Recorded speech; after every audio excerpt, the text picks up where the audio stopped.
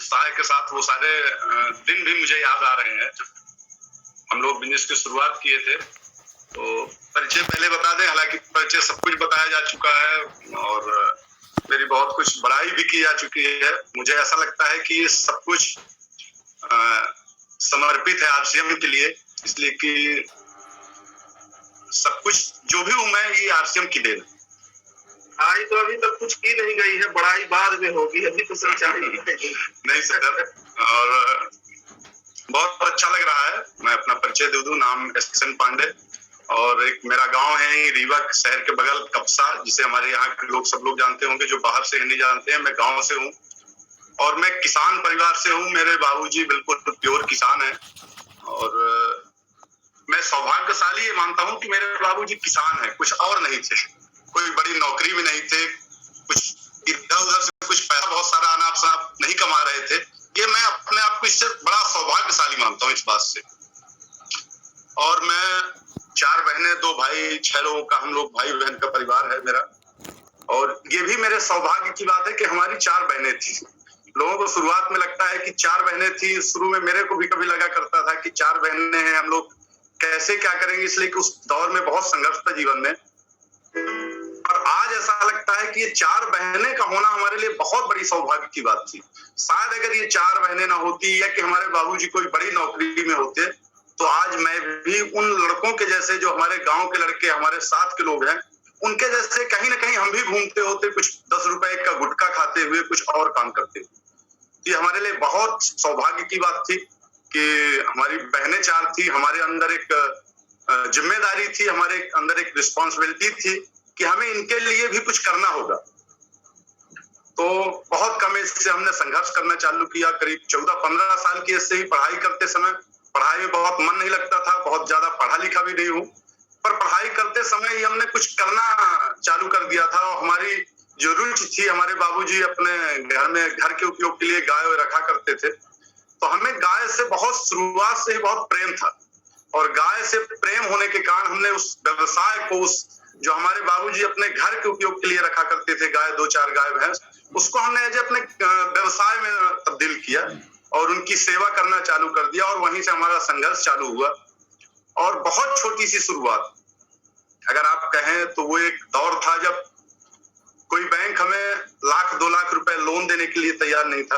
अगर हम लोन लेना चाहें, कोई हमारे बीच के लोग 10-20 हजार रुपए मेरे को देने के लिए तैयार नहीं। संघर्ष चालू हुआ, धीरे धीरे काम बढ़ता गया, संघर्ष करते गए, बहुत सारे चैलेंज आए जीवन में। और उसी बीच जब हमारा कुछ डेयरी का काम बढ़ने लगा, तो दूध ज्यादा होने लगा, तो हमारा दूध रीवा आना चालू हुआ।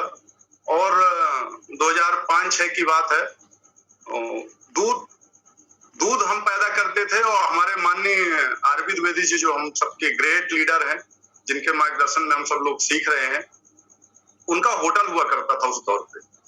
और वो होटल होने के कारण हमारे पास दूध हुआ करता था, तो हम सर के पास जाया करते थे, हमारा दूध वहां जाना चालू हुआ था। और जैसा सर बता रहे थे, एक मेरा भी सर को मैं उस दौर पे रिवॉल्वर जब सर कमर में बांध के चलते थे, तो मेरे बहुत अच्छा लगता था, बहुत मोटिवेट होता था।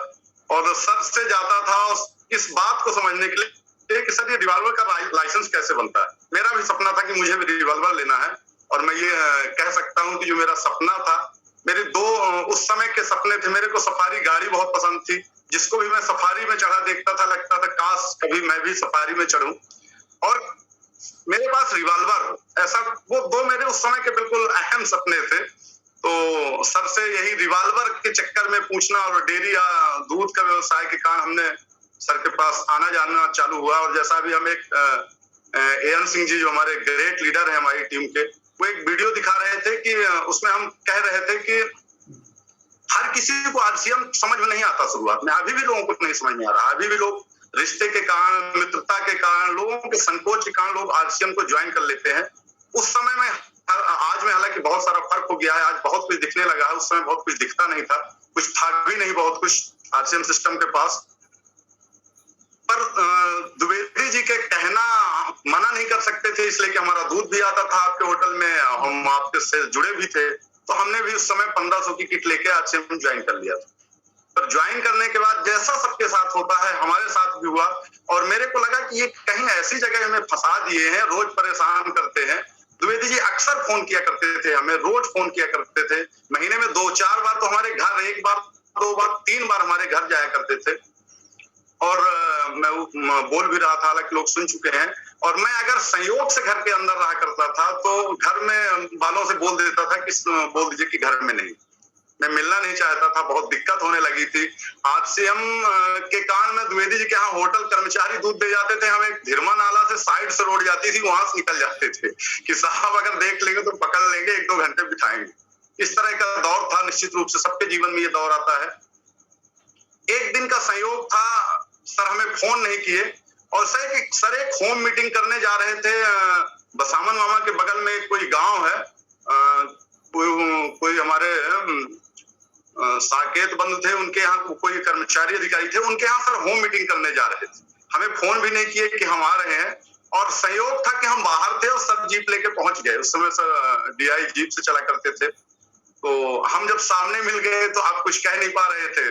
सर बोले कि चलिए आज बसामन मामा घूमने चलते हैं, और सर के द्वारा मुझे ना कर भी नहीं सकते थे, संबंध ऐसे थे, संबंध में ही तो लोग आरसीएम करते हैं शुरुआत में। तो सर के साथ हम बैठ गए, और सर का जो एक सिस्टम है मुझे इतना पसंद है। उस दौर में भी जब लोग सीडी बहुत कम लोग सुना करते थे, पर सर उस समय भी एक वॉकमैन रखा करते थे। आप लोगों को अगर याद होगा, छोटा सा वॉकमैन, वो पॉकेट में आ जाता था, वो कैसेट के बराबर हुआ करता था। उस वॉकमैन में सर ने एक सीडी लगाई, कैसेट लगाई, और हमारे कान में उसकी लीड खोस दिए। बोले पांडे जी जब चल ही रहे हैं, खाली हैं, तो इसको आप सुन डालिए। और वो ऑडियो सुनने से मेरे अंदर एक ऐसा विश्वास और ऐसा बदलाव आया, सिर्फ एक ऑडियो सुनने से, कि मुझे लगना कि मैं अपने आप के साथ धोखा कर रहा हूं, मुझे काम करना चाहिए। इस तरह करते करते करीब 8 महीने 1 साल हमें बीत गए थे। हम 2005 में ज्वाइन हुए थे, 2006 से फिर हमने सर का वो, सिर्फ देखिए आपका छोटा सा प्रयास, सर लगातार प्रयास किए, पर हमारे अंदर एक ऑडियो ने हमारे अंदर बदलाव किया, और उस दिन से हमने आरसीएम को समझना चालू कर दिए। और जैसे ही समझना चालू कर दिए तो सर के द्वारा प्लान बताया गया, सर के द्वारा पूरा भविष्य के बारे में दिखाया गया क्या हो सकता है, और वहीं से हमारी आरसीएम बिजनेस में शुरुआत होती है।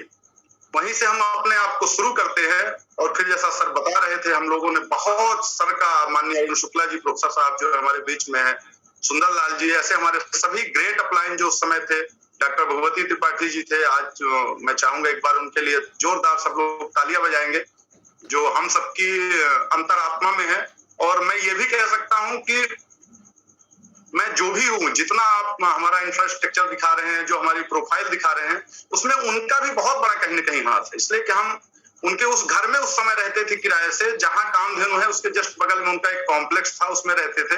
और सर से हमने उस समय रीवा आने की बात की थी, घर किराए से माननीय द्विवेदी जी से पूछा था कि सर हम कमरा कहाँ ले लें। तो सर इसलिए डॉक्टर साहब से हमें कमरा दिलवाए थे ताकि हम आपकी पकड़ में रहें। वहीं बगल में आपका होटल था, वहीं आपका बगल में घर था, तो नजदीक होने के कारण हमें वो घर दिलवाया गया था। और वहां हम रहना चालू किए, आरसीएम को शुरू किए, और हम लोगों ने सब अपलाइनों की मदद से, सिस्टम की मदद से बहुत तेजी से हम काम करना चालू किए। और उस दौर में हमारे एक मित्र हुआ करते थे, जय सिंह यादव, जो गाय भैंस का काम करते थे। अब देखिए क्या था कि गाय भैंस वाला मैं था, तो गाय भैंस वालों से मिलता था। तो सर का डेयरी दुकान थी, तो सर से मिलता था। और जय सिंह यादव इलाहाबाद का था, वो भैंस लाता था, गाय लाता था, उससे हम गाय भैंस खरीदा करते थे। तो उससे हमारी मित्रता थी। लोग पहले अपने मित्र के पास ही जाते। उसको हमने आरसीएम का प्लान दिखाया रीवा में ही, और उसने ज्वाइन किया। और हम लोग अगले ही हफ्ते ये शहडोल, वो इलाहाबाद में उसका गांव कर्मा करके, बरौली एक गांव था, वहां हम अगले ही हफ्ते चले गए। वहां उनके साथ मिलकर होम मीटिंग करना चालू किए। और दोस्तों आपको बता दें कि सुबह 8 बजे हम तैयार हो जाते थे, वहां नहा धो के खा पी के उसी के घर में रहते थे, और 8 बजे तैयार होते थे, और रात 10 बजे तक डेली 10-20-15 ऐसी ज्वाइनिंग कराया करते थे। उस समय ज्वाइनिंग का ही दौर था। उस समय हम लोगों को पता नहीं था कि ज्वाइनिंग किट का बिजनेस हुआ करता था। एक ज्वाइनिंग कराते थे, 1280 रुपए बिजनेस वैल्यू मिला करती थी। खरीदारी कुछ किया करते थे, पर अब हम लोग उतना जागरूक नहीं थे कि ये ज्वाइनिंग का बिजनेस नहीं। देखिए आज में, उस समय में यही फर्क है। हमारे द्वारा नहीं कराई होंगी, पर आज कितने लोग हैं ज्वाइनिंग में, बहुत कम लोग बचे हैं वो लोग। बिजनेस होना चालू हुआ, बहुत संघर्ष हुआ, उस समय किटें नहीं मिला करती थी। माननीय हमारे शुक्ला जी हैं, द्विवेदी जी हैं, किट नहीं मिला करती थी। हम लोग एडवांस में किट अपनी गाड़ी में रख लिया करते थे, 10-10, 5-5 किट, इसलिए के समय में किट नहीं मिला करती थी। इस तरह का दौर उस समय चल रहा था। बिजनेस बहुत तेजी से चलने लगा और हमारी 3 महीने में, तीसरे महीने में ही हम रॉयल्टी अचीवर बने उस समय।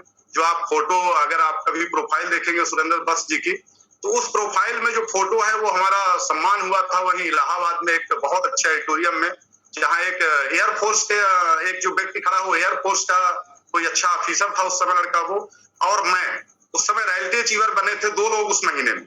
इस समय आप रॉयल्टियों की भीड़ देखेंगे, उस समय सिर्फ 2 लोग थे और हमारा सम्मान हुआ था माननीय सुरेंद्र बस जी के द्वारा। और हम बहुत मोटिवेट थे, बहुत ऊर्जा से भरे हुए थे, बहुत जम के काम कर रहे थे। काम करते करते 5 साल हमने बहुत अच्छे से इसको जीना चालू कर दिया। आरसीएम मेरे अंदर समा गया। आप कहते हैं ना, सतीश पंडित जी कहते हैं कि आप अपने काम में डूब जाइए, और हमने आरसीएम बिजनेस में डूब गए। वहां ऐसा हो गया कि हम 3-3 महीने इलाहाबाद से घर नहीं वापस आया करते थे। और सबसे मैं अपने बाबूजी को, अपने माता जी को, अपने बहनों भाइयों सबके प्रति कृतज्ञता इसलिए ज्ञापित करता हूँ, खासकर मेरा छोटा भाई बेटू जिसको हम कहते हैं, कि वो सब लोग मेरा बहुत सपोर्ट करते थे। हम 2 महीने 3 महीने नहीं आते थे, हमारी देरी हुआ करती थी, तो वो लोग कहते थे कि नहीं, आप तो वो काम देखो, उसको आप बड़ा करो, हम यहाँ का काम संभाल लेंगे। निश्चित रूप से उन सबका मेरे जीवन में बहुत बड़ा रोल है। और काम करते करते 2010-11 तक हमने बहुत तेजी से काम की, बहुत सारे हम लोगों ने प्लानिंग की। 2011 में हम सबके जीवन में जो आरसीएम को जी रहा था, उसके जीवन में थोड़ा सा एक चैलेंज आया। लोग कह दिया करते हैं, मेरे को अच्छा नहीं लगता जब लोग कहते हैं कि 2011 में फिर आरसीएम बंद हो गया। मेरे को इस बात से थोड़ी सी तकलीफ हुआ करती, इसलिए कि आरसीएम कभी बंद नहीं हुआ।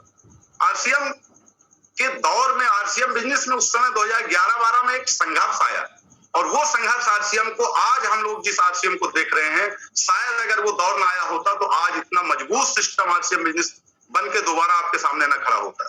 बिजनेस हो सकता था, पर हो सकता था कि वो जो दौर 2011-12 में आया वो कभी भी जा सकता था, इसलिए कि हमारे भारत सरकार, भारत देश में कोई इस बिजनेस को करने के लिए कोई गाइडलाइन नहीं थी, कोई रोड मैप नहीं था, कोई सिस्टम नहीं था। बहुत सारी फर्जी कंपनियां आती थी, जाती थी, रोज ये लगा रहता था, लोग बहुत निगेटिव हो रहे थे। तो 2011-12 के दौर में जब बिजनेस में थोड़ा सा चैलेंज आया, तो उसी समय जब मेरे पास से थोड़ा सा काम ये हुआ कि अब तो काम नहीं है, तो सपने आरसीएम में, जो मैं कहा करता हूं अक्सर बड़े बड़े स्टेज से कहने में मुझे गर्व होता है कि आज जो भी मैं हूं वो सिर्फ आरसीएम की बदौलत है। और इसलिए कहता हूं कि आरसीएम करके हमने 5 साल में अपने सपने बहुत बड़े कर लिए थे।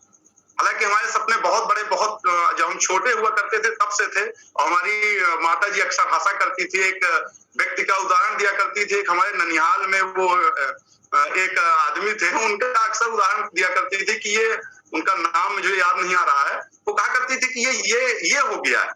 इसलिए कि मैं 12-13 साल की उम्र से ही हमेशा करोड़ों की बात किया करता था। जब लोग गांव में करोड़ की बात करने से डरते थे, मैं अपनी माँ से, अपने भाइयों बहनों से कहा करता था कि मैं इतना बड़ा करूंगा आने वाले समय में, मैं ये करूंगा, मैं वो करूंगा। मुझे पता नहीं था ये कैसे होगा, पर मैं अक्सर कहा करता था अपने घर में, जब आरसीएम के पहले भी कहा करता था। और जब हमने आरसीएम 5 साल किया तो हमारे अंदर एक भरोसा जगा और हमारे अंदर एक बड़ा सपना क्रिएट हुआ।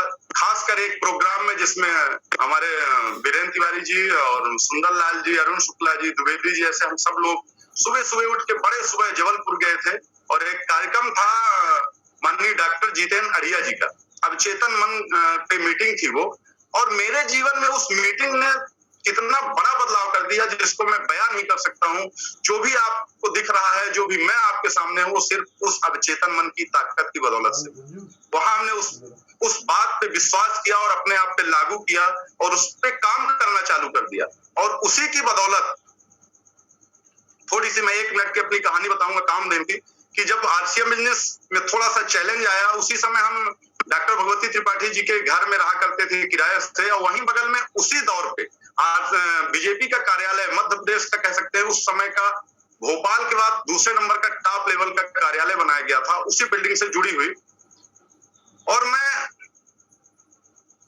मेरे काम की कितनी छोटी शुरुआत हुई, आप अगर जानना चाहेंगे ना तो आप बहुत ताजुब करेंगे, डॉक्टर साहब के घर के सामने आज भी एक लोहे की गोमती खड़ी हुई है। आप देखेंगे 3 शटर हैं जहां बहुत से रीवा के लोग हैं, जहां पर लेबर खड़े होते हैं, अभी भी वो गोमती है। उसको हमने डॉक्टर साहब को फिर दे दिया था, वो लोग उनको कुछ लोगों को किराए से दे दिए हैं। तो वो गोमती हमने बनाया था। और रीवा का जो सबसे बड़ा उस समय मिठाई कारोबार में नाम था गोप स्वीट्स का, उन्होंने अपने दुकान से जो कबाड़ के रूप में एक काउंटर चेंज किया था स्टील का, वो काउंटर बाहर पड़ा हुआ था हमारा, वहां दूध जाया करता था उनके यहाँ। तो हम देख के 6,500 के स्टील के काउंटर लाए थे उस गोमती में रखने के लिए। हमारे साथ हमारे बीच के और हमारे बड़े भाई राकेश भैया, राकेश तिवारी जी, ऐसे 2-3 लोग मिलकर हमने काम चालू किया था। तो वो कहा करते थे कि यार ये फालतू का काम तुम करता है, पता नहीं क्या कर रहा है। पर हमें क्या था कि जब हम द्विवेदी जी के यहाँ दूध देते थे, आपके कारखाने में जाते थे, खासकर जब हम गोप स्वीट्स, बंगाल स्वीट्स में हमारा दूध जाता था और हम उनके कारखाने में अपने दूध का सैंपल कराने के लिए खड़े होते थे और घंटों खड़े रहते थे, तो हमारे अंदर एक सपना था, हमारे अंदर एक आग थी। खासकर जब कहीं न कहीं हमें दूधकार भी मिला करती थी उन काउंटरों में, जब हम पैसा लेने जाया करते थे शाम को, तो 1 घंटे आधे घंटे खड़े रहते थे। और उसके बाद फिर वहां का जो मालिक बैठा होता था उस सीट में, पहले नहीं बता देते थे। जब आधे घंटे खड़े रह जाते थे, उसके बाद वो बोला करता था कि पांडे जी पैसा आज अगर न ले तो बहुत दिक्कत तो नहीं, आज लगता है मिल नहीं पाएगा, कल आइए। तो मेरे को लगा करता था कि 1 घंटा खड़ा करने के बाद ये आदमी कह रहा है कि पैसा कल लेने आइए। और मेरे अंदर एक चैलेंज आया करता था अंदर, और मेरे अंदर एक आग जला करती थी कि काश एक दिन मैं भी कुछ ऐसा करूंगा कि आपसे बड़ी दुकान खोलूंगा।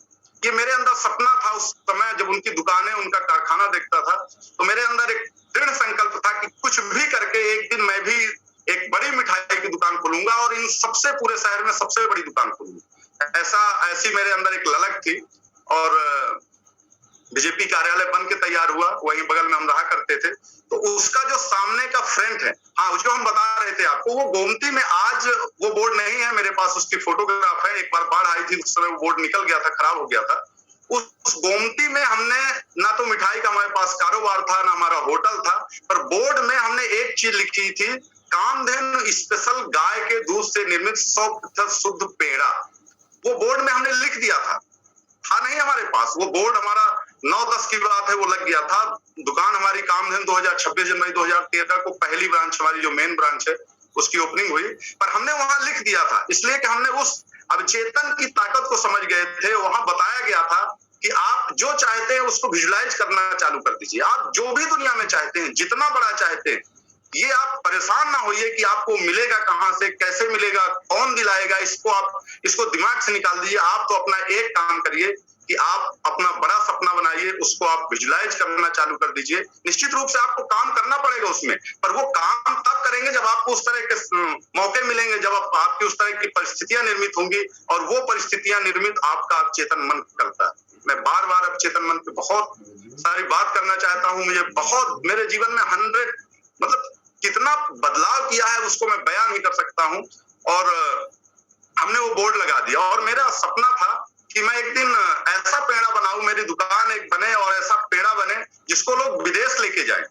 भारत में तो लोग खाए हैं, लोग विदेश लेके जाएं। और मैं फख्र से कह सकता हूं, हमारे बीच के ऐसे हजारों लोग हैं। हमारे एक मित्र हैं तकाजा मोटर, जिनका टाटा का वर्कशॉप है, उनके एक भाई, बड़े भाई सऊदी अरब में रहते हैं। तो जब भी आते हैं तो 5-5 किलो कामधेनु का जो पेड़ा है हमारे यहाँ जो बनता है, उसको लेके सऊदी अरब जाया करते। वो बोलते हैं कि हमें प्लेन में जितना लेके जाना, जितना भार हम लेके जा सकते हैं, जितना अलाउ रहता, उतना हम सामान के बाद पेड़ा ही रखते हैं, ताकि वहां लोगों को खिला सकें, बता सकें कि हमारे देश में इस तरह का पेड़ा बनता है।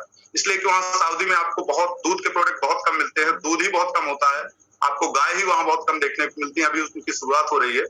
तो हमने बोर्ड लगा दिया। 2011-12 में कार्यालय बनना चालू हुआ और 2012 में ही कार्यालय और पहले से बनना चालू हुआ था। 2012 में कार्यालय बन के कंप्लीट हो गया। और उसका जो मेन फ्रंट है, जो आज जिसमें कामधेनु खुली हुई है, काफी बड़ा शोरूम था, 18 रूम था। और उसके जो सामने का हिस्सा था, उसमें 2 विंडो लगी हुआ करती थी। मैं आपको अक्षर से सत्य बता रहा हूँ, कोई मोटिवेट करने के लिए नहीं बता रहा हूँ, कोई आपको मतलब कुछ इसमें जोड़ के नहीं बता रहा हूँ। उसमें 2 विंडो लगी हुई और वो विंडो में कांच नहीं लगा था। तो उस विंडो से हम जाके उस कार्यालय के हाल को देखा करते थे और अपने बीच के जो लोग रहा करते थे उनसे बोला करते थे कि काश अगर ये हाल मेरे को मिल जाए तो मैं इसमें बहुत बड़ा मिठाई का शोरूम खोल लूंगा। कैसे मिल जाएगा, इसको मिठाई का शोरूम खोलने में कितना पैसा लगेगा, इसकी मुझे कोई आइडिया नहीं, किसी तरह की जानकारी नहीं। पर मुझे ये लगता था कि काश अगर ये मिल जाए मेरे को, तो मैं इसमें एक बहुत बड़ा मिठाई का शोरूम बनाऊंगा। और वो एक सहयोग की बात है, जो कार्यालय बनाए थे हमारे माननीय मंत्री जी, जिनके द्वारा बीजेपी का कार्यालय बनाया गया, बहुत ही रीवा शहर को दिन दूना रात चौगुना जो कहते हैं, उस तरह से विकास की ओर ले जाने वाले बहुत ही महान व्यक्ति जो हमारे शहर में माननीय राजेंद्र शुक्ला जी, उनके जो कार्यालय बनाने वाले व्यक्ति थे, जिनको कार्यालय बनाने की जिम्मेदारी दी गई थी, वो विवेक द्विवेदी जी थे। बहुत सम्मान से मैं उनका नाम लेना चाहूंगा, इसलिए कि वो पहली बार जब उनसे हमने कार्यालय की बात करना चालू किए, हमारा एक साला हमारे साथ रहा करता था उस समय, अभी भी है संदीप, वो भी हमारे साथ गया। तो हमने उनसे पूछा कि सर ये जो आपका हाल पड़ा हुआ है सामने, उस समय हाल में पूरे कार्यालय का कबाड़ पड़ा रहता था, पूरे में सीमेंट की बोरियां पड़ी रहती थी, पूरे में कार्यालय की बिल्डिंग का कबाड़ पड़ा रहता था, बहुत बड़ा कार्यालय का हॉल था। तो हम और हमारा वो जो संदीप था वो साथ में गए, और साथ में जाने के बाद विवेक दुबे जी से मिले। तो विवेक दुबे जी से बात की कि सर ये कार्यालय का हॉल अगर हमें मिल जाए तो इसमें हम कुछ करना चाहते हैं। तो मैं उनको धन्यवाद देना चाहूंगा, अगर वो कभी इस वीडियो को सुनेंगे भी, तो उन्होंने मुझे बहुत बुरी तरह से दुत्कारा, बोला कि यार तुम करते क्या हो। तो मैंने कहा कि सर जानते थे, हमने कहा सर गाय हुए है हमारे पास, कुछ छोटा मोटा मेरे पास डेयरी का काम है।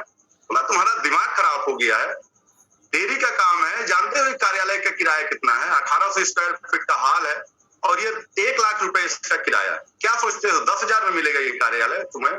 तो तुम्हारे बस का नहीं है, तुम अपना काम करो।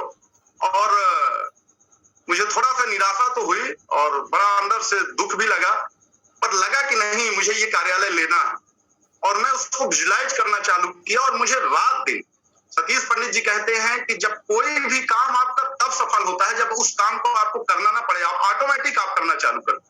और वो कार्यालय मेरे को ऑटोमेटिक दिखना चालू हो गया। मैं सोता था तो वो कार्यालय का हाल दिखता था, जगता था तो वो कार्यालय का हाल दिखता था। मैं दिन में 10-10 बार उस विंडो के पास जाया करता था, उसको देखा करता था, उसको देख के फील करता था कि अगर इसमें हमारी दुकान खुलेगी। और आज हमारे बीच में बहुत से लोग इसमें नहीं है, उस समय सर माननीय द्विवेदी जी के रिलेटिव ही है, जयराम रहा करते थे हम लोगों के बीच में, वहां दरबार में बैठा करते थे। ये सब लोग साक्षी है, जब हमें कार्यालय मिला नहीं था तब हम कहा करते थे कि एक दिन ये मेरे को हाल मिलेगा और मैं इतना बड़ा इसमें काम धन में लोगों की लाइन लगा करेगी, एसी शोरूम बनेगा, ऐसा करके मैं बातें किया करता था। और जब विवेक दुबे जी के पास हम गए थे तो एक अंबा के हमारे पांडे जी हैं, अभी भी कार्यालय में रहते हैं, वो हमारी बातों को सुन रहे थे। और उस समय इसका चुनाव का दौर चालू था, चुनाव आने वाला था 2013 का, 2012 से तैयारी चालू थी। तो मंत्री जी कोई मीटिंग ले रहे थे, तो वो पांडे जी उनसे जाके बोलते हैं कि भैया एक कामधेनु वाले हैं जो डेयरी का काम करते हैं, पांडे जी, वो कार्यालय के हाल को किराए से लेना चाहते हैं। भैया हमारे बारे में जानते थे, जो अभी सब टैंकर दिखा रहे थे दूध का। हमने दूध को रीवा शहर में टैंकर से बांटने का उद्देश्य हमारा ये था। हमारे यहाँ से पूरा सिविल लाइंस में सभी अधिकारियों के यहाँ, और हमारे देश की जो पहली गौरव, जिसका नाम बड़े गौरव से ले सकते हैं, अवनी चतुर्वेदी, जो पहली फाइटर जेट प्लेन उड़ाने वाली पहली हमारी रीवा की लड़की गई थी, उसके यहाँ भी हमारे कामधेनु का दूध जाया करता था। एक बार हमारी उनसे, उनके पापा जी से बात हो रही थी, हमने कहा सर ये कामधेनु गौ माता के दूध का असर है जो बिटिया यहाँ पहुंची थी, ऐसे मजाक में कह रहे थे।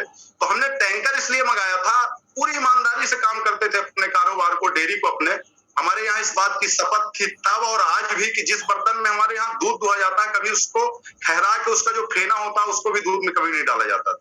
इसको हम शुद्ध लोगों को कैसे दे सकें, उसके लिए हमने दूध का टैंकर मंगाया था। उसमें हमारे शहर के आज बहुत बड़े व्यवसायी है, उस समय बहुत बड़े व्यवसायी थे, माननीय सुनील सिंह जी, बद्रिका मोटर, उनके सामने हमने अपना प्लान रखा था। तो हमारे प्लान को, हमारे कॉन्फिडेंस को देख के ये भरोसा हुआ था कि लड़का कुछ करना चाहता है, और वो अपने इन्वेस्टमेंट से अपने ऑटो को पूना भेज के वो टैंकर बनवाए थे पीछे, और टैंकर लगवा के पहला मध्य प्रदेश का टैंकर दूध का छोटा सा जो door to door home delivery करता था दूध का, वो मंगवा के बिना हमारे पैसे दिए हमको मंगवा के फिर फोन करते हैं कि पांडे जी आपका दूध का टैंकर आ गया है।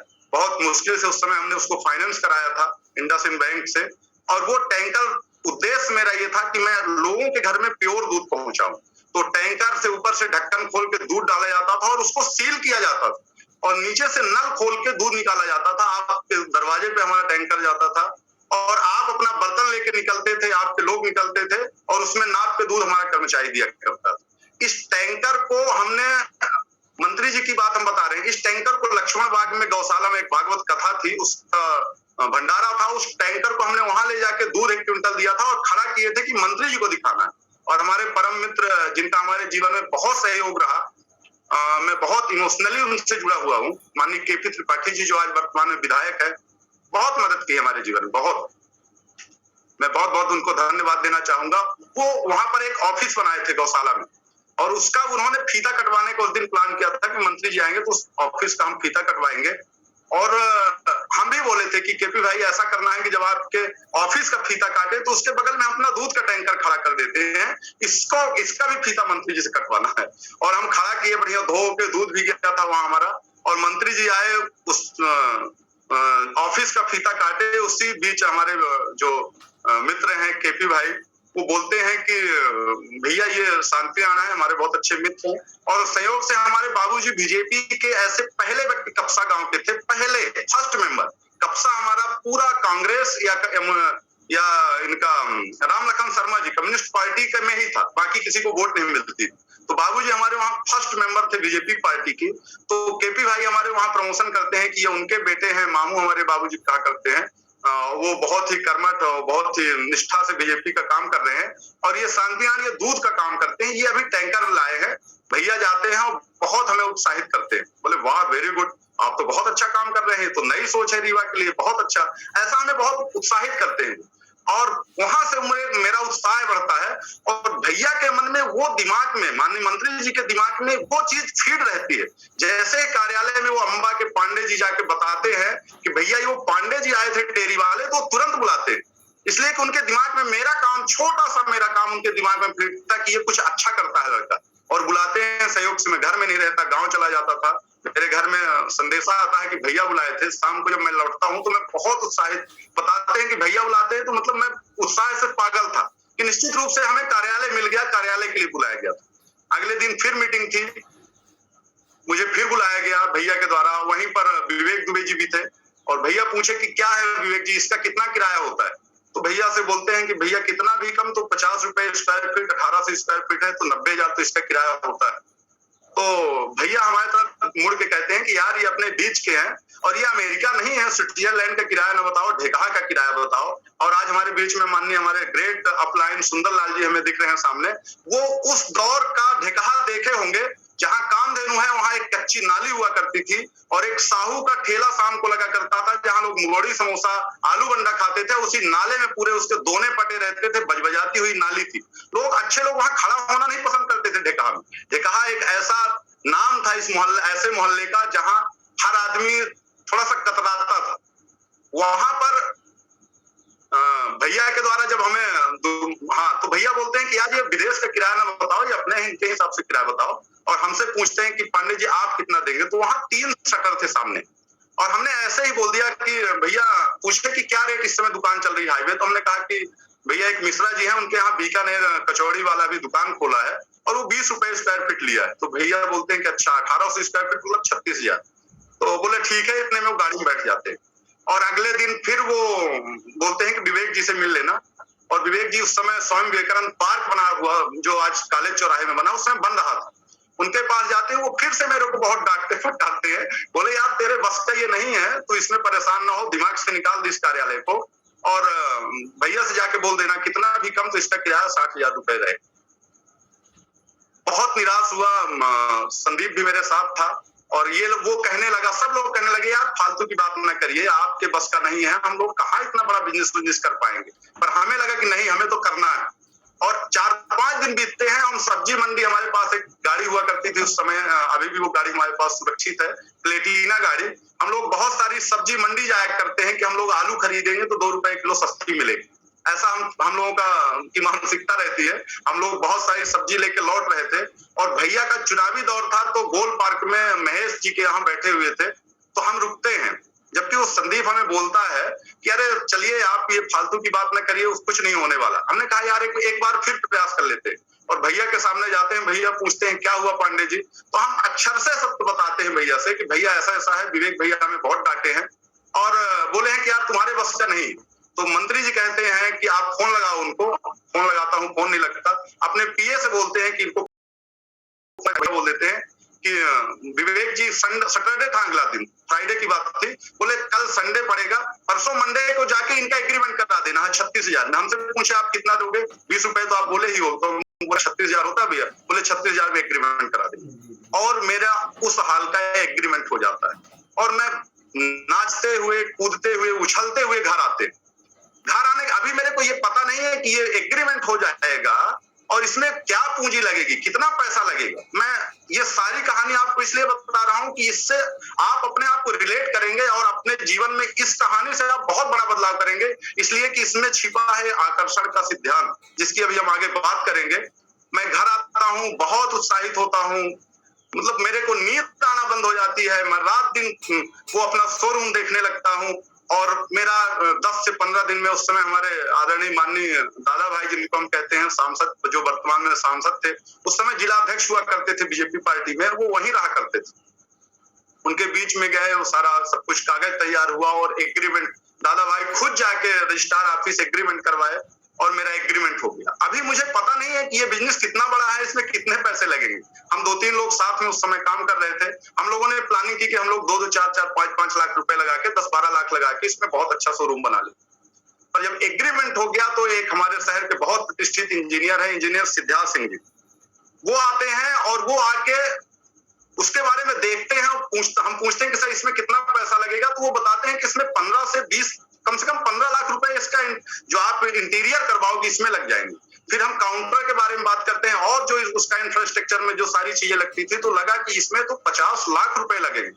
और हमारा दिमाग बिल्कुल पागलपन हमारे अंदर कि हमने एग्रीमेंट भी करा लिया, अभी 50 लाख कहां से आएंगे, और उसके बारे में सोचना चालू करते हैं। और एक दिन हम जिस घर में बैठ के बात कर रहे हैं, जस्ट इसके आगे सरस्वती स्कूल है दीनदयाल धाम कॉलोनी में, और उसके सामने एक घर था जिसमें एक मैनेजर साहब आते हैं, झा साहब करके, बैंक ऑफ बड़ौदा के, और हमारा सुबह सुबह दूध का टैंकर जाता है उनके पास, और टैंकर जाने से वो रोकते हैं, दूध लेते हैं और उन्हें दूध पसंद आता है और उन्हें वो टैंकर का कॉन्सेप्ट पसंद आता है। देखिए, उधर हम पैसे के लिए बहुत ज्यादा परेशान थे और यहाँ ईश्वर ने, देखिए हम विजुलाइज कर रहे थे, हम उस आकर्षण का सिद्धांत हमारे अंदर काम कर रहा था, और ईश्वर कहते हैं ना कि जब आप पूरी शिद्दत, पूरी ईमानदारी से अपने लक्ष्य को, अपने सपने को बड़ा करके उसको फील करना चालू कर देते हैं, देखना चालू कर देते हैं, तो कहा जाता है कि आपकी मदद पूरी कायनात करने लगता है, पूरा ब्रह्मांड आपके साथ हो जाता है, पूरी सृष्टि आपके साथ तालमेल बना लेती। और वो तालमेल मेरा जाने अनजाने बनना चालू हो गया था। और वो मैनेजर साहब आते हैं, हम उससे पूछते हैं, हमारे उससे संदीप से, कि बेटा किसका है, तो बताता है कि हमारे जिया जी हैं, इनकी डेयरी है और इनका ये दूध का टैंकर है। तो बोलते हैं कि यार गजब, बहुत अच्छा है, तो बहुत अच्छा काम है। दूध भी वो लिए तो उनको बहुत पसंद आया, तो वो संदेशा देते हैं कि उनको कल बोलना हमसे आके मिलेंगे। मैनेजर साहब बिल्कुल सियाने थे, रिटायरमेंट 1.5 साल उनका बचा हुआ था, झा साहब, और आके जब वो बताता है कि आपको एक बैंक मैनेजर बुलाए हैं कल सुबह, तो मेरे अंदर मन के लड्डू फूटने लगते हैं, लगता है कि कुछ होने वाला है क्या मेरे साथ। और मैं अगले दिन 7 बजे बुलाए थे, तो जिस तरह इस समय हम लोग नहा धो के सुबह तैयार हो जाते हैं, उस दिन हम 5 बजे उठे और 6:30 बजे नहा धो के तैयार होके और 7 बजे सर के बंगले घर पे पहुंच जाते हैं। जाके बाहर घंटी बजाते हैं, गेट खुलता है, अंदर बैठते हैं, सर पूजा कर रहे होते हैं। आज इस दुनिया में नहीं है। हमारे झा साहब जिन्होंने मेरे जीवन में बहुत बड़ा बदलाव किया है, उनको मैं बहुत हृदय से उनको कितना धन्यवाद दूं, उनके परिवार को, कि मैं बयान नहीं कर सकता हूं। तो सर पूजा कर रहे होते हैं और हमको बुलाते हैं, इशारा करते हैं ऐसे हाथ से कि बेटा बैठना, तू, मैं आ रहा हूँ पूजा करके। मैं बैठता हूँ और वो आते हैं, परिचय होता है, बताते हैं कि मेरा नाम ये झा है, मैं उत्तराखंड के थे वो, और अभी परसों यहाँ रीवा ज्वाइन किया हूँ, बैंक ऑफ बड़ौदा की जो हेड ब्रांच है उसका मैं चीफ मैनेजर, और अभी सपना से आया हूँ। और बेटा तुम्हारा काम देख के मुझे बहुत अच्छा लगा और तुम काम करो, मैं तुम्हारी मदद करना चाहता हूँ। उनके सामने मैं रोना चालू कर दिया, बोला सर आप लगता है मेरे लिए, सिर्फ मेरे लिए आप रीवा हैं, मुझे मेरे साथ ऐसा ऐसा हुआ है, मेरा एग्रीमेंट हुआ है और मुझे पता नहीं था सर इसमें इतना पैसा लगता था। मैं कोई बिजनेसमैन तो था नहीं, मैं तो एक साधारण सा किसान का बेटा था, बहुत संघर्ष कर रहा था। तो वो कहते हैं कि नहीं करो, तुम कितना करना है, मैं तुम्हारी मदद करूंगा। मैंने बताया कि सर अभी अभी मेरा एग्रीमेंट हुआ है और मुझे बहुत पैसे की जरूरत है सर। मेरे कंधे पे हाथ रखते हैं, बोले बेटा कर, जितना करना है तेरे को, मैं तुम्हारा सपोर्ट करूंगा। बहुत उत्साहित होता हूं मैं वहां। और कहते हैं कि क्या तुम्हारा खाता है मेरे बैंक में? तो मैं बोलता हूं कि सर खाता तो नहीं अभी। तो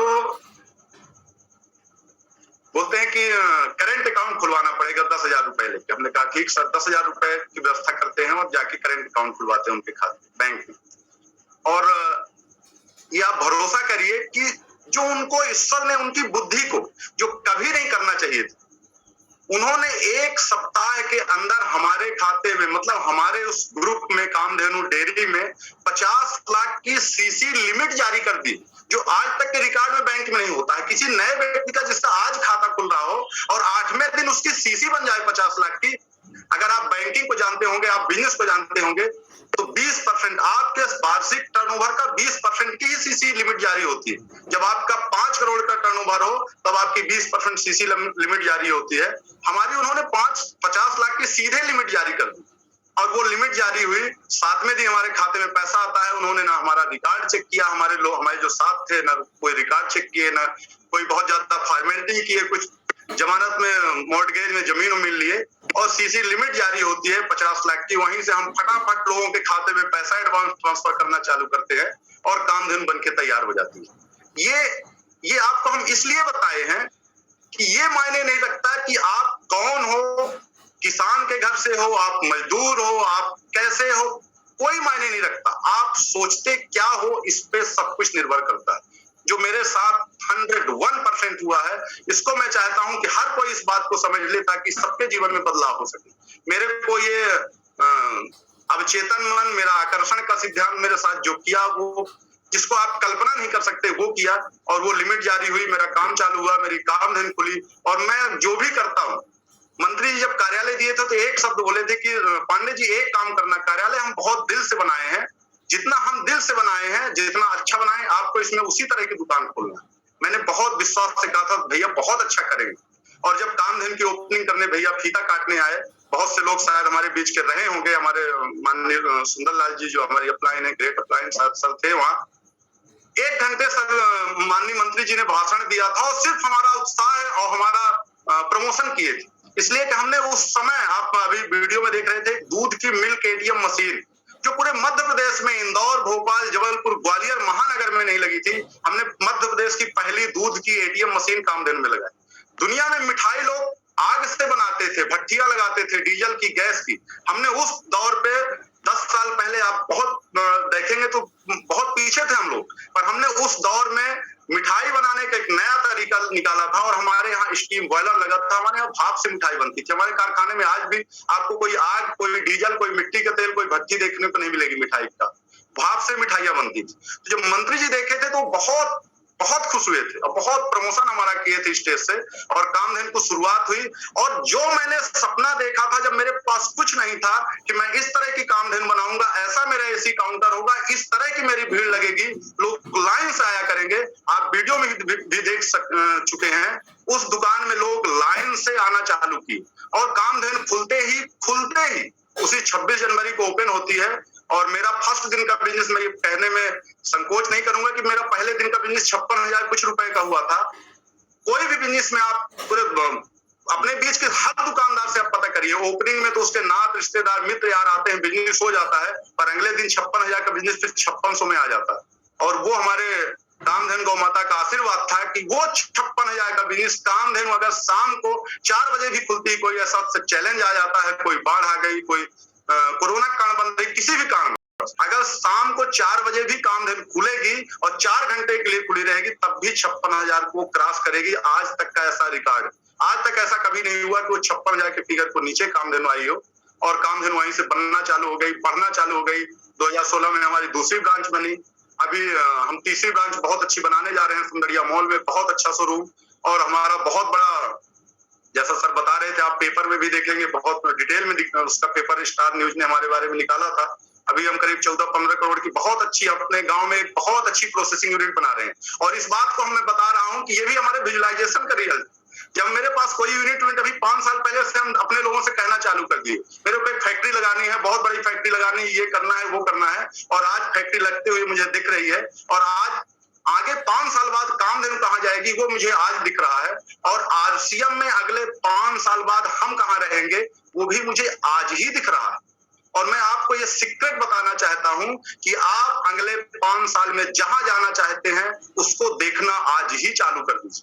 वो पैसा अगर आपको 5 साल बाद 5 लाख रुपए कमाना चाहते हैं तो 5 लाख जैसी फीलिंग आज ही अपने अंदर ला लीजिए। 5 लाख जैसा व्यक्ति आज ही आप बन जाइए। इसलिए कि जीवन में जो भी कोई बना है वो पहले उसको महसूस किया है, पहले उसके बारे में सोचा है, उसको फील किया है, उसको पाता हुआ देखा है अपने आप को, तब वो बन पाया है। मैं अक्सर कहा करता हूं कि आपको लगता है ना कि एक आईएएस कलेक्टर बनना मतलब उस जमाने में जैसे लोग तपस्या नहीं करते थे 15 साल 20 साल के, और तपस्या में फिर ब्रह्मा जी आके कहते थे बेटा तथास्तु, क्या चाहिए तुम्हें, जो तुम्हारी इच्छा हो मांग लो। उसी तरह का आज का जो एक पद है वो आईएएस का होता है, कलेक्टर का। वो तपस्या के बाद मिलता है, फिर उसे जो चाहिए सब कुछ मिलता है उस अपने प्रोफेशन में। वो बनता कैसे, इसको अगर आप कभी सर्च करेंगे तो किसी एक आईएएस ऑफिसर से आप उसका इंटरव्यू में जानेंगे तो आपको पता चलेगा कि जब वो कलेक्टर नहीं था, जब वो एक स्टूडेंट था, तो अपने को हमेशा जब पढ़ाई करता था तो अपने सामने एक पिक्चर लगा के रखता था किसी आइडियल अपने कलेक्टर की, और उसको देख के वो हमेशा विजुलाइज करता था। इतनी पावर होती है इसके, इतने नौकर चाकर मिलते हैं इसको, इतनी बड़ी गाड़ी में चलता है, इसका इतना प्रशासनिक पावर होता है, इसका ऐसे बंगला मिलता है, और उसको विजुलाइज करता है जब, तो उसके जो संघर्ष होते हैं, जो 18-20 घंटे की उसको पढ़ाई करनी पड़ती है, वो संघर्ष उसके सामने छोटा हो जाता है। इसलिए कि उसके जीवन में उसके मन में एक बड़ा लक्ष्य आ जाता है, बड़ा सपना आ जाता है, और उसको देख को विजुलाइज करता है और आनंदित होता है, और उसके कारण वो एक दिन आईएएस बन जाता है। आरसीएम में भी सतीश पंडित जी हमारे कहते हैं और हमारे बड़े बड़े लीडर कहते हैं कि आपको जो करना चाहते हैं, जो पाना चाहते हैं, आपको गाड़ी में चढ़ना है, अगर 50 लाख की गाड़ी में, आज आपके पास हो सकता है साइकिल हो, आज आपके पास हो सकता है मोटरसाइकिल हो, पर आपको जब रात में सोइए तो सोने के पहले आप उस 50 लाख की गाड़ी, जो भी आपकी पसंद हो गाड़ी, जैसे मेरी अभी गाड़ी, अगली जो गाड़ी है मैं पसंद करता हूँ फॉर्च्यूनर, मेरे को लेना है, तो मैं रात को उसमें एक बार चढ़ के ड्राइव किया करता हूँ। चढ़ता हूँ हाईवे में, उस गाड़ी को दौड़ाता हूँ, बहुत अच्छा म्यूजिक बजता है और बहुत आनंद आता है उस गाड़ी में चढ़ने में।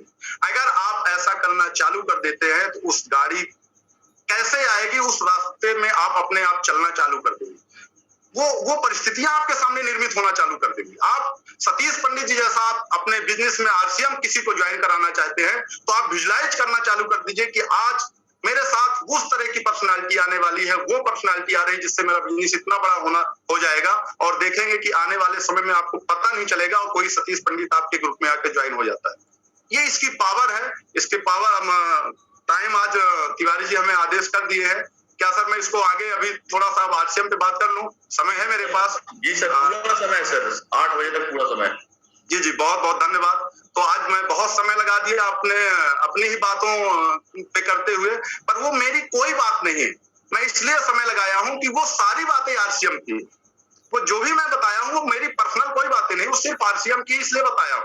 और मैं तो आरसीएम में अपने आप को समर्पित करके रखा हूं, और मैं बड़े फक्र से कहता हूं कि कामधेनु आरसीएम की देन है। तो अब कामधेनु अगर सक्षम हुई है और कामधेनु जैसा हमारे पीछे बैकग्राउंड लगा है, तो मैं दुनिया में वो हर आरसीएम के डिस्ट्रीब्यूटर के लिए कामधेनु का उपयोग अगर कोई कर सके और उसके लिए मैं कुछ कर सकूं, इसलिए कि कामधेनु 100% आरसीएम की देन है, मैं कामधेनु को आरसीएम के लिए लगा देना चाहता हूं। और जो भी कामधेनु को उपयोग करके आरसीएम बिजनेस करना चाहे, मेरा उपयोग करके, मेरे को अगर दिखा के कोई किसी को मोटिवेट कर लेता है।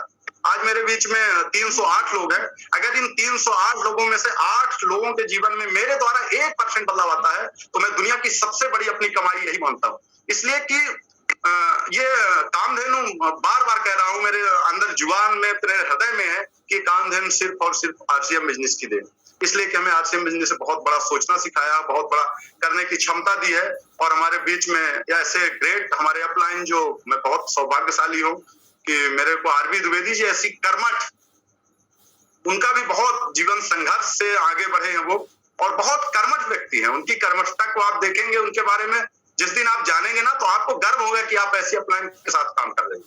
हमारे हमारे माननीय अरुण शुक्ला जी, सुंदर लाल जी, वीरेंद्र तिवारी जी, ऐसे सभी अपलाइनों को मैं फिर से एक बार तहे दिल से सबका आभारी हूँ, सबका आभार प्रकट करता हूँ। और आज हमारी जो ग्रेट टीम, पूरी टीम, जितने भी लोग हैं, मैं सबको अपनी टीम मानता हूँ। हो सकता है मेरी क्रॉस लाइन से बहुत से लोग हैं, हो सकता है मेरी लाइफ लाइन से बहुत से लोग हों, पर मैं सबको अपना मानता हूँ, इसलिए कि अब मेरी सोच वो नहीं रह गई। मेरी सोच 1000, 2000, 10,000, 20,000, 50,000, लाख की भी नहीं रह गई, इसलिए कि मैं कई लाख कमाता हूँ पहले से। अब मेरी सोच करोड़ों की है, और आप करोड़ों तब कमा सकते हैं जब पूरे हिंदुस्तान के आरसीएम बिजनेस को अपना मान लेते, तब आप करोड़ों कमा सकते हैं। आप जब तक ये छोटी मानसिकता रखेंगे तब तक आप, निश्चित रूप से सबके साथ होता है, मेरे साथ भी हुआ था। पहले मैं भी अपना ही ग्रुप, सबको अपने ही लोगों को अपना ग्रुप जानता था, बाकी सबको अदल मानता था। तो मैं आज उन सभी लोगों का आभारी हूँ जो आज मुझे सुन रहे हैं। और निश्चित रूप से हमारे इस बिंद की और रीवा की टीम, माननीय आरबी द्विवेदी जी की जो देख रेख में जो टीम डेवलप हो रही है, निश्चित रूप से देश में एक टीम, सर्वोच्च टीम का इसको तमगा मिलेगा, इसको पुरस्कार मिलेगा। ये आने वाले समय में वो करने जा रही है। तो मैं अब थोड़ी सी बात आरसीएम बिजनेस की कर लेता हूँ। बातें तो सारी आरसीएम बिजनेस की थी। जैसा भी सर बता रहे थे द्विवेदी जी कि हम सब लोग, जितने भी यहाँ लोग हैं, वो आरसीएम के प्लान का प्रोडक्ट है। निश्चित रूप से जब प्लान देखे होंगे तो ज्वाइन किए होंगे, ये ज्वाइन भी हो सकता है बिना प्लान के कर लिए हों। द्विवेदी जी को हम देख के ज्वाइन किए थे, पर जब काम चालू किए हैं तो प्लान की बदौलत चालू की। और थोड़ा सा मैं 2 मिनट का, 1 मिनट का प्लान रखूंगा, उससे मैं कुछ बातें करना चाहता हूं। तो आप सबकी इजाजत लेके मैं, सर क्या मेरा बोर्ड दिख रहा प्रॉपर? बिल्कुल बिल्कुल बढ़िया दिख रहा सर, बहुत अच्छा दिख रहा है जी, बहुत बहुत धन्यवाद। जैसा हम सब लोग हर दिन बताते हैं, इसको बहुत फॉर्मेलिटी पे जाने की जरूरत नहीं है कि हम लोग अपने आजीविका को चलाने के लिए कई तरह के काम करते हैं। हर दिन ये सब लोग ग्रुप में सुनते हैं, सब लोगों को पता है कि हम लोग नौकरी करते हैं, बिजनेस करते हैं, खेती मजदूरी, बहुत से ऐसे काम करते हैं, और उससे हमारा कारोबार आगे चलता है। उस जीविका को चलाने के लिए जो बहुत सारे काम करते हैं, उस पर हम नहीं जाते हैं। हम जिस बिजनेस की बात करने जा रहे हैं, जिस पुराने ट्रेडिशनल प्लान की बात करने जा रहे हैं, जिसको आपको दिखाने जा रहे हैं, वो प्लान हमारे यहाँ था। जो मार्केट था वो लिमिटेड लेवल मार्केट। ये एक ऐसा मार्केट था जो कुछ लोगों के हाथ में रहता था, लिमिटेड लोगों के हाथ में। इसमें जिले में कोई एक होलसेलर होता था, वो लिमिट का कहला गया। मतलब टाटा नमक का अगर कोई जिले का होलसेलर है, मतलब एक व्यक्ति के पास वो पावर है, तो लिमिट का व्यक्ति हो गया। फिर कोई रिटेलर होता है, मतलब बहुत से लाखों कस्टमर के बीच में हजारों की संख्या में है, मतलब ये लिमिट के लेवल के लोगों के बीच में मार्केट था। तो एक लिमिटेड लेवल मार्केट है, जिसके बारे में हम चर्चा करेंगे। यहाँ एक कस्टमर होता है, इसके बाद एक रिटेलर होता है, इसके बाद एक होलसेलर होता है, इसके बाद एक डिस्ट्रीब्यूटर होता है, इसके बाद एक सीएफ एजेंट होता है, और एक एडवर्टाइजमेंट होती है, और एक कंपनी होती है। ये सब लोगों को शायद पता है, मैं लिखना चाहता हूँ, मेरा कुछ उद्देश्य है। ये बाजार की व्यवस्था है। आप देखेंगे कि ये कस्टमर जो है, ये हजारों लाखों की संख्या में, पर यहाँ इस मार्केट को चलाने वाले चंद लोग हैं, जो 5 लोग हम लोग अक्सर प्लान में दिखाते हैं। 5 लोग इस पूरे देश की अर्थव्यवस्था को कह सकते हैं, इस मार्केट को, इस बाजार को अपने हाथ में लेके काम कर रहे हैं। यहाँ इस बाजार में हम लोग अक्सर बताया करते हैं कि जब कोई भी चीज कंपनी 5 में बनाती है, तो कस्टमर के पास आते आते 10 रुपए की हो जाती है। और उदाहरण के तौर पर हम लोग 1-1 रुपए, मतलब 10-10% इसको बांट देते हैं। ये हो सकता है कोई एक की जगह में 2 रुपए पा रहा होगा, कोई 2.5 रुपए पा रहा होगा, कोई 50 पैसे पा रहा होगा। ये मार्केट की व्यवस्था का अलग मैटर। पर हम लोग उदाहरण के तौर पर बताते हैं कि 50% पैसा इस बीच के कुछ बिचौलियों के बीच में चला जाता है। अब असलियत में ये बहुत पुरानी व्यवस्था है। इससे पहले भी एक व्यवस्था हुआ करती थी, जो हमारे बीच से बहुत से लोग देखे हैं, कि हम लोग आदान प्रदान, कुछ दे के कुछ लेते थे। एक समय ऐसी भी बाजार थी कि हम कुछ गेहूं देते, उसके बदले ऐसा कुछ सामान मिल जाता था। उसके बाद ये बाजार की व्यवस्था आई, और ये बाजार की व्यवस्था में लोग लाखों नहीं, करोड़ों आदमी करोड़पति, अरबपति बन गए। और हम लोग जीवन भर संघर्ष करते आए, और यहाँ से खरीदी करते आए, और इनको बहुत बड़ा आदमी बनाते चले गए, और ये बनते चले गए। इसमें कुछ लोगों ने रिसर्च किया, जिसे हम कहते हैं कि सबसे पहले डायरेक्ट सेलिंग एमएलएम जो है अमेरिका में चालू हुआ कुछ सालों, बहुत सालों पहले। वहां रिसर्च हुआ कि असलियत में इनसे, ये जो बीच के लोग थे, इनसे हमारी ये कंपनी का जो मालिक था, जैसे हमारे उदाहरण के तौर पर हम पीसी छाबड़ा जी फैशन शूटिंग का काम मतलब कपड़े का काम करते थे, तो ये भी कस्टमर बस इनसे नहीं परेशान था।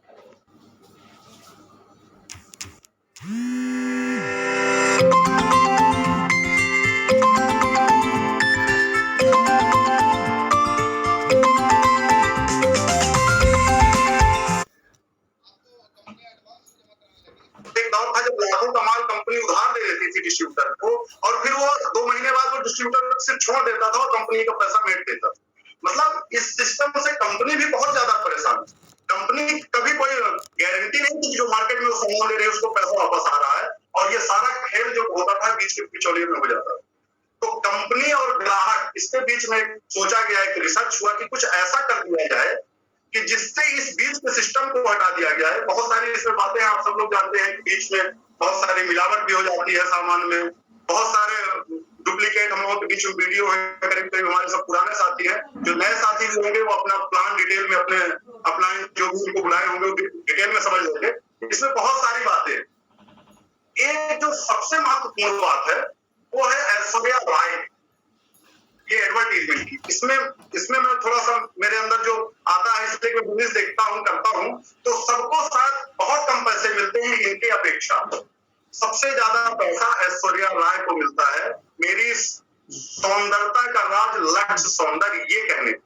और जितने भी हमारे बीच में लोग हैं, मैं ये दावे से कह सकता हूँ, सब हर कोई जानता होगा कि ऐश्वर्या राय जी कभी भी लक्ष्य साबुन का उपयोग आज तक हो, शायद उनके लिए जो पालतू कुत्ता होगा वो भी लक्ष्य का उपयोग न करता हो, पर यहाँ झूठ बोल के एक प्रचार का पैसा करोड़ों रुपए ले लिया जाता है। कंपनी जो खोज होती है ये लिमिटेड लेवल मार्केट था, एक खोज होती है मल्टी लेवल मार्केट। इसी मार्केट को एक ऐसे रिसर्च के द्वारा, ऐसे खोज के द्वारा, जो ये कुछ चंद लोगों के हाथ में बाजार व्यवस्था थी, यही व्यवस्था को आप हम सब लोगों के बीच में बांट दिया जाता है।